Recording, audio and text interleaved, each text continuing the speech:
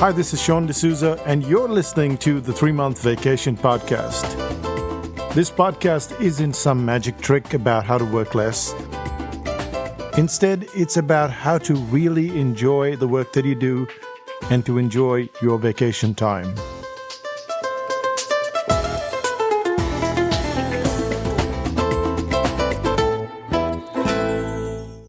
Yes, it's me, Sean, and you're listening to the 3-Month Vacation.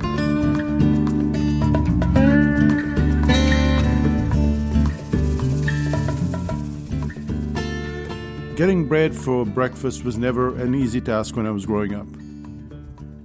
And that is because there are so many choices for bread.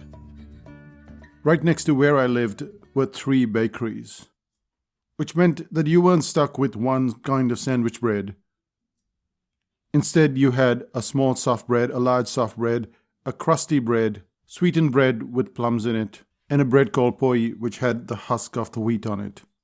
And if you're thinking, well, that's just 4 choices, that's true. However, my job was to get the bread.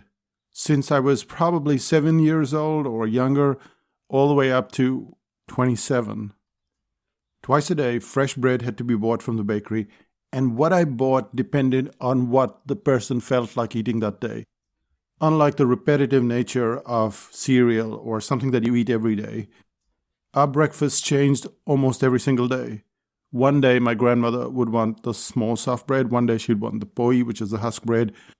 And the same applied to my father and my mother and my brother and sister. Every day, the bread order would change based on what they were eating and how much they wanted to eat.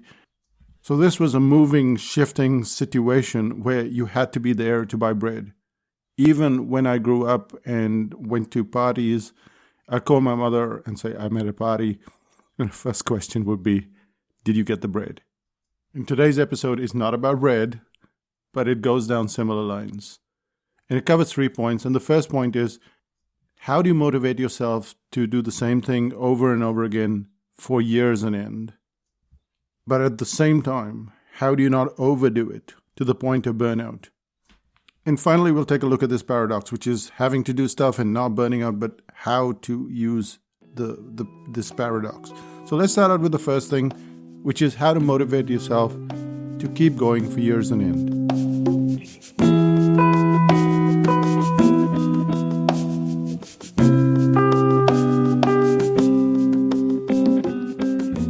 To me, to you, life is like an ice cream cone. You have one scoop and you can handle that scoop, and then they put the second scoop, and that's difficult. But then the third, fourth, fifth, sixth, sounds bizarre, but that's kind of the ice cream cone that we get when we step out in life. And we don't know how to cope with all of these things. We have to do so many things on a daily basis. Maybe we have to write on a daily basis, go for a walk, cook, do a whole bunch of things that are repetitive in nature. And you think to yourself, how am I supposed to motivate myself every single day to do this activity that probably I want to do on a regular basis? But some days it's too hot and the other days it's too cold. And some days you're just not in the mood. You don't even know if anyone is listening, reading, paying attention. All of this is chatter that goes on in our heads, and we're not sure how to cope with it. And the way to stop this chatter, at least for me, has been this line, and I mentioned it before, this line from Brian Tracy. He's an author, he's a speaker, and I used to have a lot of his tapes that I used to put in the car and then drive to various places, meetings with clients, to networking meetings. And I listened to Brian Tracy all the time. And that one line stuck in my head, which is that successful people hate doing the same things that unsuccessful people hate doing. This line splits up into 2 sections, and that is successful people. So first we had to define what success was for us. And if you've been listening to the previous podcast, you realize that fame used to be a priority. It's not a priority anymore. Money was a priority at one point in time, not a priority anymore.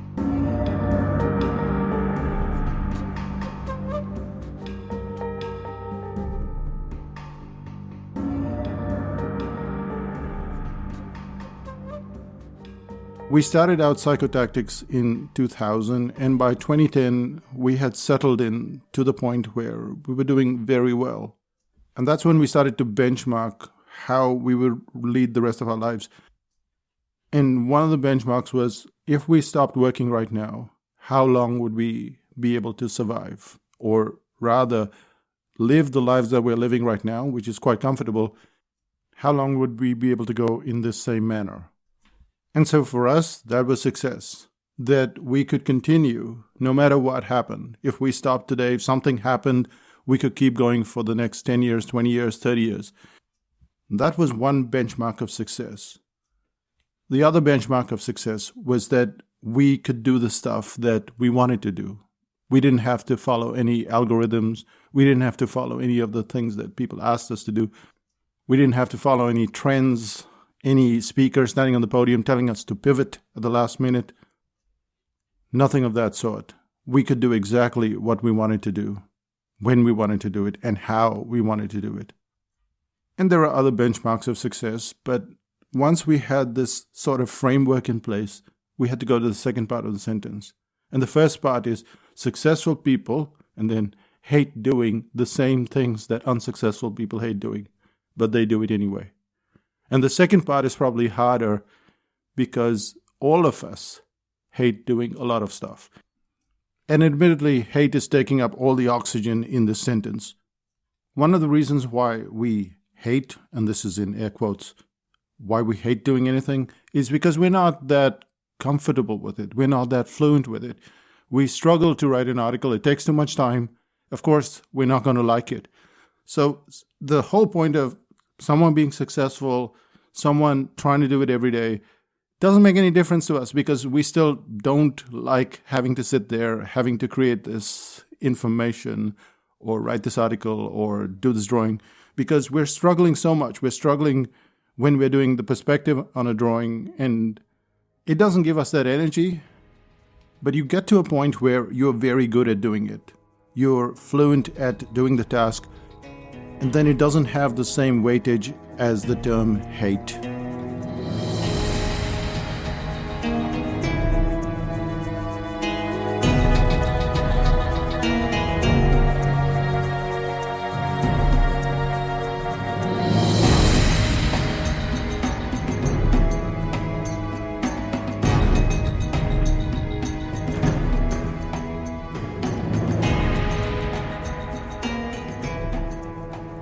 It doesn't have that heavy, sudden feeling. Now it's just, I would like to put it off until tomorrow or the day after. Because I'm good at it, but I just would like to do it later. Because once you've been in business for a while, you get comfortable. You get comfortable with your skill.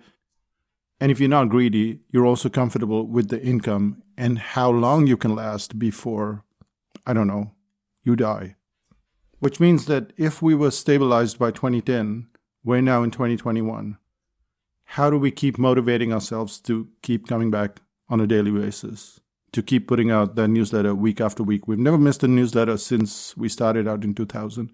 We've never missed a podcast since we started out in 2014. We've never not responded to email personally to everybody, whether they bought something from us or not.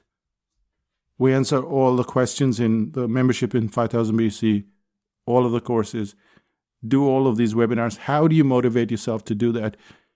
And there is no easy answer to it. So I have to rely on this one statement, which is that successful people hate doing the same thing that unsuccessful people hate doing, but they do it anyway.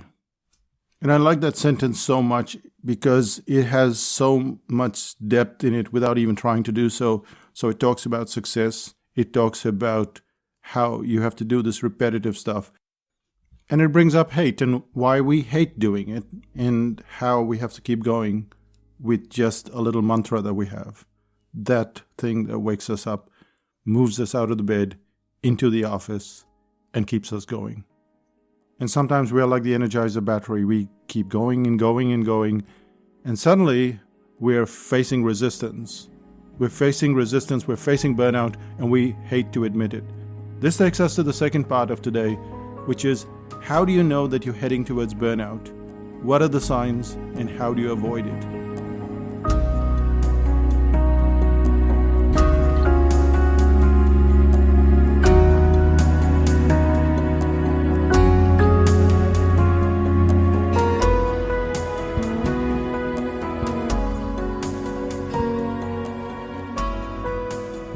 My nieces Kira and Masha have always come to our house to have a great time. So they come to our place and then they have karma cola and they run around and they eat, but mostly they're playing.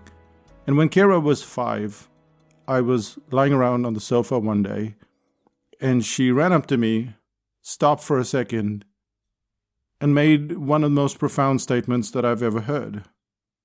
She said, and she calls me Shawnee. She's called me Shawnee since she was very little. And she says, "Shawnee's always tired." And then she disappeared. She was off to play with Marsha. And I was going to protest, but there was nobody to protest to.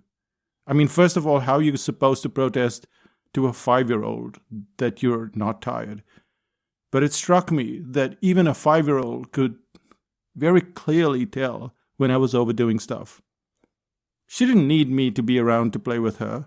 There was Marsha. They were screaming, giggling, laughing. She didn't need me at all. But she was perceptive enough to know that I was tired. She would have liked me to join in the games, but I wasn't that crucial to what they were doing. Nonetheless, it gave me that underlining factor for burnout, and that is how defensive we get when we're overdoing stuff. So at one stage in our lives, we tend to go, we're not good at this, we hate it, and then we get better at it. And after a while, we're just doing so much that someone around us is protesting, or several people around us are protesting. Your partner, your wife, your husband, whoever will start to tell you you're doing too much. And almost instantly, we cringe or we rise up in frustration or anger because we're already tired, remember? And when you're that tired, you don't have as much control over your emotions as you think you do.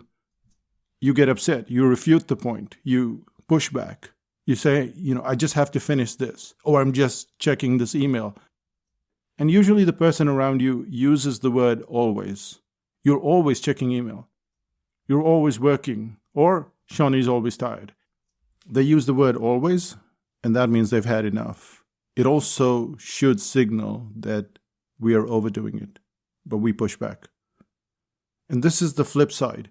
On one side, how do you motivate yourself? And the other side, are you just overmotivated?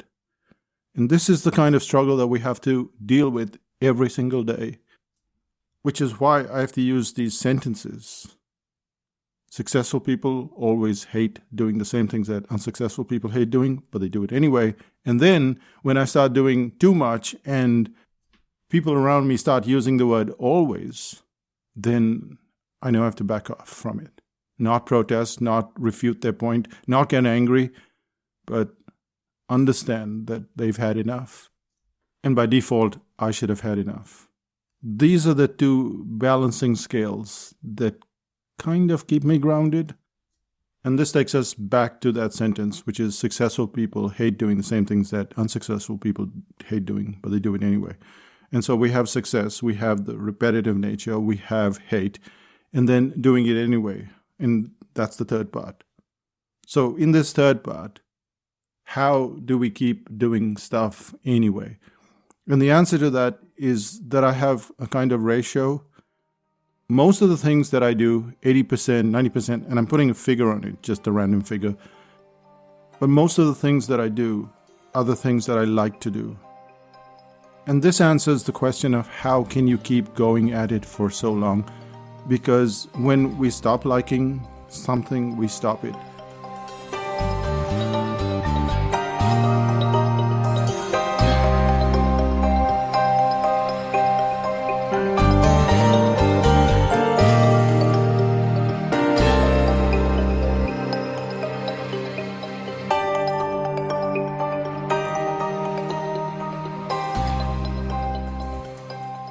Back in 2006, 2007, 2008, we had the Protégé program. That program brought in quite a sizable amount of revenue because each person paid $10,000 a year to be part of that program. But after doing it for 3 years, despite the revenue, we decided this is too much. This doesn't give us that feeling of we can go anywhere, we can do whatever we want. It binds us to that group. And so we dropped it. Later on, we had the sales page course, and it was one of the fastest selling courses. Actually, it was the fastest selling course because it sold out in 20 minutes. And yet, after that, for several years, we didn't do the course because I didn't enjoy that first iteration of the course. And then I had to rewrite all the notes, do all the audio, do several workshops around the world. And now we have a course that's building up, and I'm still writing notes and rewriting them so that I like it, and that we can conduct a course in the future with all of its trials and tribulations, and yet show up every morning quite happy to take on the assignments and help the clients get to whatever they wanted to achieve. Hence, like plays a very important role in how you keep motivating yourself on a day-to-day basis, even when the rest of the world doesn't feel like showing up. So here we have it. That's pretty much the end of the podcast. Let's summarize the 3 things that we've covered. The first thing is, how do you motivate yourself on a daily basis? And I have this line which has been broken up into small segments, which is successful people hate doing the same things that unsuccessful people hate doing, but they do it anyway. And then we break it up into all of these segments. But after a while, we might get to the second phase where we start to enjoy it so much that we're just working all the time. And we don't have this downtime, and people start to use the word always around you, like Kira did, or Renuka might, or somebody else might just say, you're always, and that's your trigger. That tells you that you're being slightly obnoxious at some level, and you don't realize it, and you're just fighting back. Look for the word always.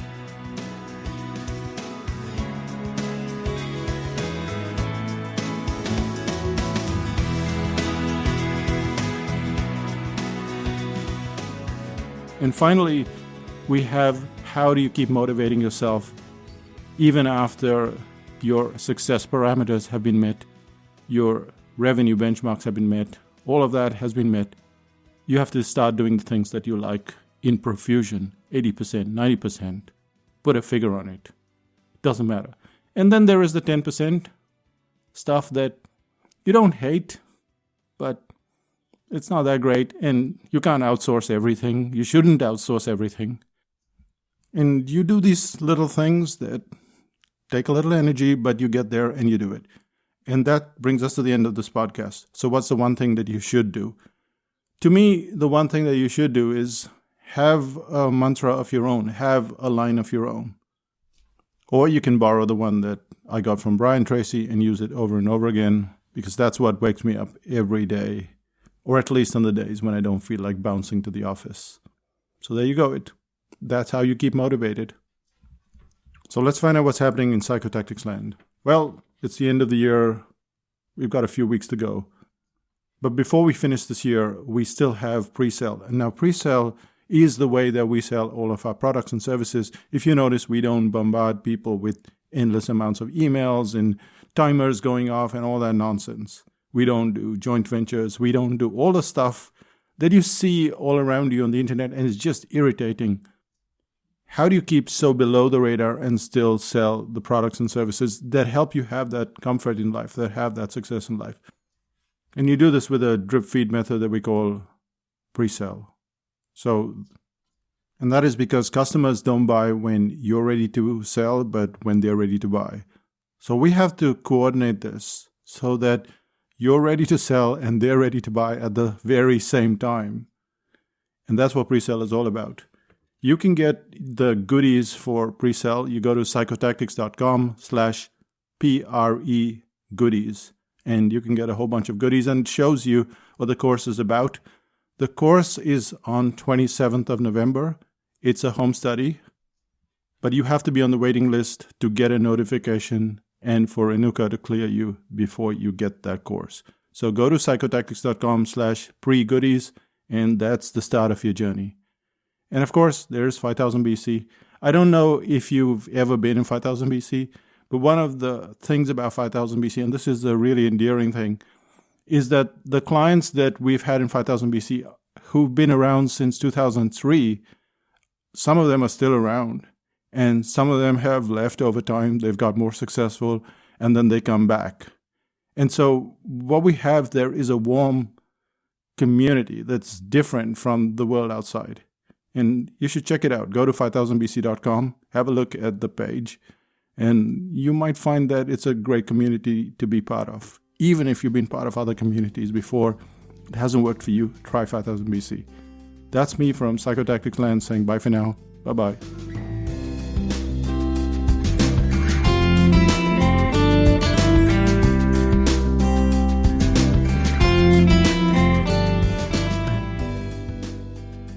Still listening? Well, here's one more bread story.